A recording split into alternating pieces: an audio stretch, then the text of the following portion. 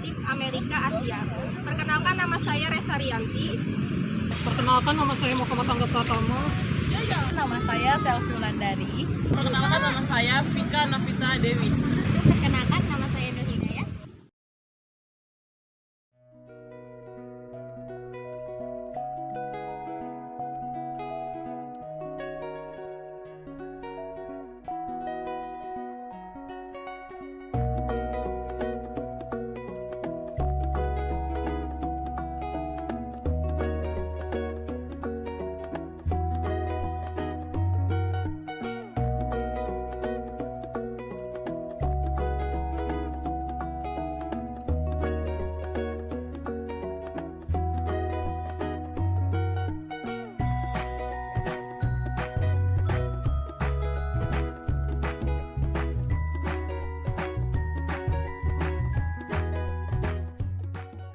Sistem akuntansi keuangan di Amerika Serikat.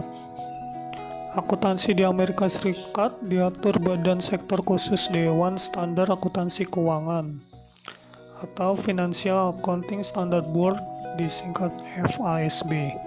Akan tetapi yang menjadi penyokong kewenangan terhadap standarisasi mereka adalah Agensi Kepemerintahan Komisi Keamanan dan Kurs, Securities and Exchange Commission atau SEC.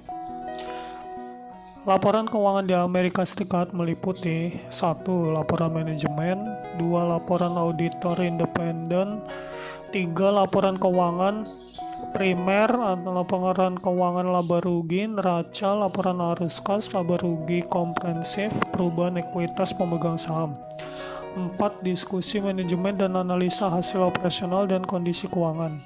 5. Penjelasan mengenai kebijakan akuntansi dengan dampak yang paling kritis pada laporan keuangan.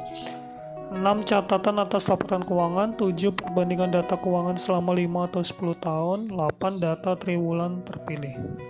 Yang kedua ada Meksiko. Meksiko adalah negara dengan penduduk berbahasa Spanyol terbanyak di dunia dan negara dengan populasi terbesar kedua di Amerika Latin. Meksiko memiliki pre-market ekonomi yang besar. Perusahaan milik pemerintah atau yang dikontrol perusahaan-perusahaan menguasai industri perminyakan dan sarana umum, sedangkan perusahaan swasta mendominasi pabrik, konstruksi, tambang, hiburan, serta industri pelayanan. Pemerintah juga melakukan privatisasi kepemilikannya dalam industri-industri yang tidak strategis. Tahun fiskal perusahaan di Meksiko harus bersamaan dengan kalender tahunan. Perbandingan laporan keuangan gabungan yang harus dipersiapkan antara lain: 1. Neraca, 2. Laporan laba rugi, 3. Laporan perubahan ekuitas pemegang saham, 4. Laporan perubahan posisi keuangan, dan 5. Catatan. Yang ketiga ada Jepang. Pembukuan dan laporan keuangan Jepang menggambarkan adanya percampuran dari pengaruh domestik dan internasional. Dua agensi pemerintahan yang terpisah memiliki tanggung jawab regulasi akuntansi dan terdapat pengaruh yang lebih jauh lagi dari Undang-Undang Pajak Penghasilan Perusahaan Jepang.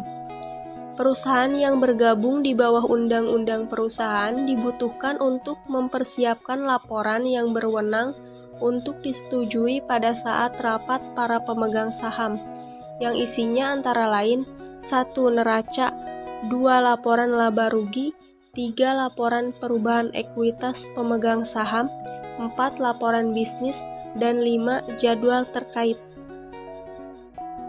Yang keempat adalah negara Cina. Cina memiliki 1/4 populer dunia dan reformasi orientasi pasarnya membantu menghasilkan pertumbuhan ekonomi yang cepat. Ekonomi Cina saat ini digambarkan sebagai ekonomi hybrid, di mana negara mengontrol komoditas dan industri strategis, sementara industri lainnya seperti perdagangan dan sektor swasta ditumbuhkan dengan sistem yang berorientasi pada pasar. Periode pembukuan diminta sesuai dengan kalender tahunan. Laporan keuangan tersebut terdiri atas: yang pertama neraca, kedua laporan laba rugi, ketiga laporan arus kas, keempat laporan perubahan ekuitas, dan yang kelima adalah catatan. Yang kelima ada India. Dari tahun 1947 sampai akhir 1970-an, Ekonomi India digolongkan dengan bergaya program sosial pemerintah terpusat dan industri pengganti barang impor. Produksi ekonomi telah berubah dari pertanian, kehutanan, perikanan, dan manufaktur tekstil dengan beragam industri berat dan transportasi. Kurangnya persaingan berakibat pada rendahnya kualitas produk dan inefisiensi dalam produksi. Menghadapi krisis ekonomi, pemerintah mulai melaksanakan ekonomi terbuka pada tahun 1991. Laporan India terdiri dari laporan keuangan atas neraca 2 tahun, laporan laba rugi, laporan aruskan, dan kebijakan akuntansi dan catatan. Perusahaan yang tidak terdaftar hanya perlu menyiapkan laporan intinya saja. Akan tetapi, bagi perusahaan yang terdaftar harus menyiapkan laporan gabungan dan laporan inti.